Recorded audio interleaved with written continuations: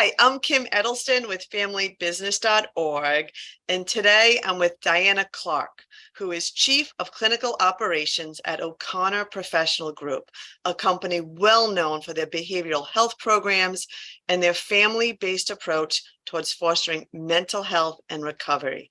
Today, we're going to be talking about a very sensitive topic: problems children of affluent families often struggle with, such as maturity, dependence, and substance abuse problems. Thank you for being with me today, Diana. You're welcome. I'm excited to have this conversation with you, Kim. Thank you. So why do so many business-owning families have troubled youth? Well, let me start with a bigger umbrella for a minute.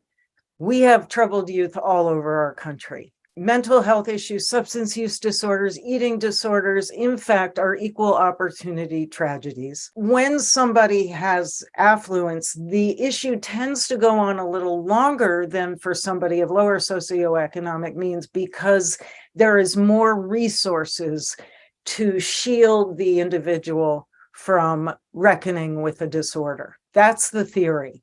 The other theory is there's less accountability. If they work in family business, family members might let behavior slide that a different company wouldn't let slide. And they may be actually engaged in family business roles when that wasn't what their passion was. And so they're dialing it in out of expectation, and they're numbing that issue for themselves. So with these problems, how can you tell if it's a stage, say a late bloomer, or you called it the lying stage, versus a real problem that needs attention? I start with the basics. Are they eating? Are they sleeping? Are they engaging in the function that they normally do, i.e. go to school, come to work, or even volunteer? I don't care what it is. Are they able to make eye contact? Are they having conversations? So those kinds of things I start with. If the answer is no to those, and it's been going on more than a couple of weeks, they need professional care. What we often get the question of is this experimentation with substances, or is this a substance use disorder? And I think I would back it up earlier and say that the expectation that there be experimentation before the age of 21 is a dangerous proposition, because what we know is that for kids who delay experimentation with alcohol or any other substances until the age of 21 have a 9% chance of having a problem later, whereas kids who start at 14, the statistics go up to 57%. And what about in family businesses, we often see them, I think you called it at a conference, failure to launch. So how do you know, again, if it's immaturity or they haven't found their passion, or, you know, we need to actually get help? One, is the individual miserable? If the individual is miserable, then we should be getting help for all kinds of reasons. Is the family miserable? Is their failing to launch impacting the family? Is the mom and dad fighting? Are the sisters and brothers resentful? Are people coming in and saying, you need to do something about this? Then it is time to bring somebody in. Because what we know is that if this is a family and one person is struggling, they may even go off to treatment and do their treatment thing. If the other four people don't look at the way they're interacting and the way they are impacting the whole family dynamic, then that person comes right back in and the pattern ensues again. What exactly can a professional like you do to help? Well, number one, I think that an outside voice, a family therapist, a consultant, even an executive coach, all of those sorts of professions who come in and say, with a neutral, clear eye, this is as good as it's going to get for the time being, and here is where you should be looking at going, is an important first step. Can you offer any kind of anonymous examples, good stories, if you will? Good stories, yes. Oh, awesome. So yes. Called in by a family who was concerned about failing to launch. And this person had a real pressured environment from their parents that they would engage in the family business.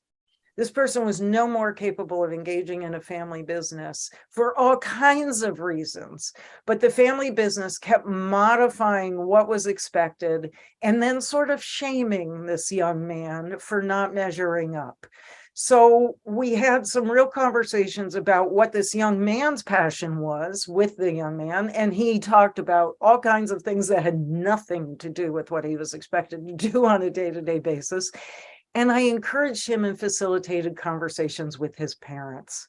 And in that, his parents had that aha, all of the way they've been trying to love their son was build this business, provide for him a road through adulthood that was going to be safe and secure and lucrative.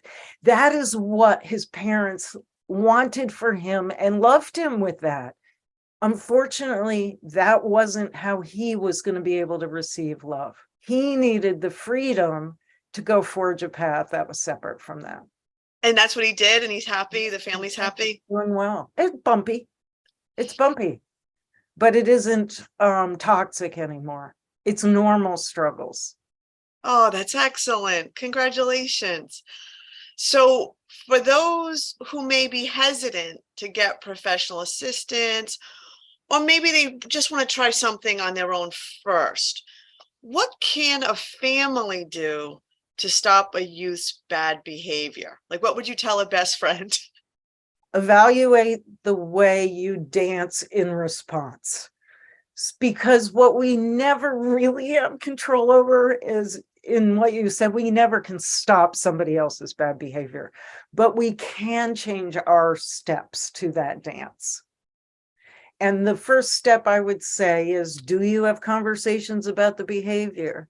Do you have calm conversations when it isn't actually going on? Do you initiate, conversations that have nothing to do with bad behavior or connecting in other ways? Because what we know is the magic recipe is connection and honesty, or holding up the mirror, but there has to be the connection that is fostered first. How would a family, let's say, make a youth more accountable? And we always talk in family business how we enable or Okay. parents enable bad behavior.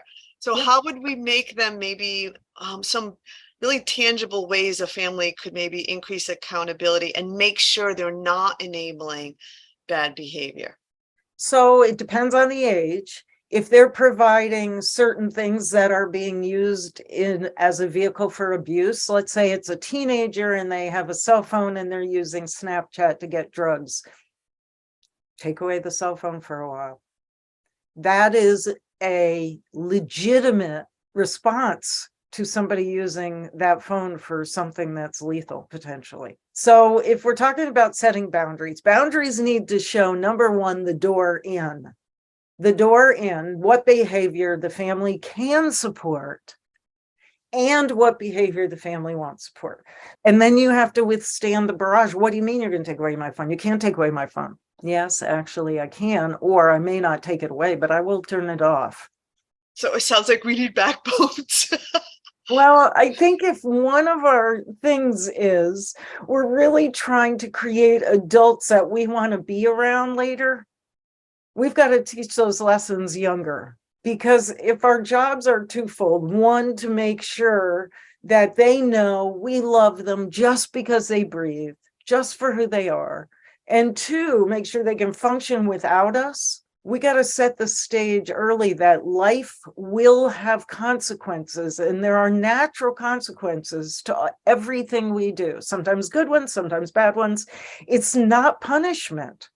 So if the consequence is actually logically tied to the behavior you're trying to change, it's easy. If you drink and drive, you can't have access to my car. If you drink and drive is clear. Can't have access to my car. It's my car. I have control over that until I get a sense that you have stopped drinking. That shows the door in.